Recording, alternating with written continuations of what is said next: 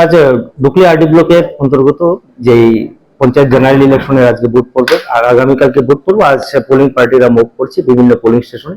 আমাদের total 71 polling station আছে, polling পার্টিরা যাচ্ছে। এর মধ্যে আমাদের যতটুকু খবর প্রায় 11-12টা পোলিং পার্টি অলরেডি মুভ করে দিয়েছে আমাদের সেন্টার থেকে। আমরা আশা করছি বেলা 1টার মধ্যে আমরা সব পোলিং পার্টিকে ছেড়ে দিতে পারবো।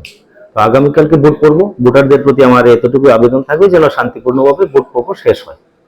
সিকিউরিটি পার্সোনাল কি থাকবে? হ্যাঁ, এবার আছে সিকিউরিটি পার্সন, সেটা আলাদা যারা পুলিশের তরফ থেকে অ্যারেঞ্জ করা হয়েছে। প্রতিটা পোলিং স্টেশনে 4জন, কোনোটাতে যেখানে 5জন, এইভাবে করে দেওয়া হচ্ছে।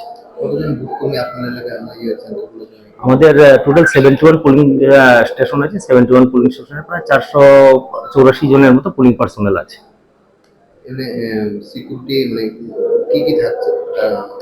সিকিউরিটি বলতে এখানে সিআরপিএফরা আছেন আর পুলিশ কর্মীরা তো আছেন।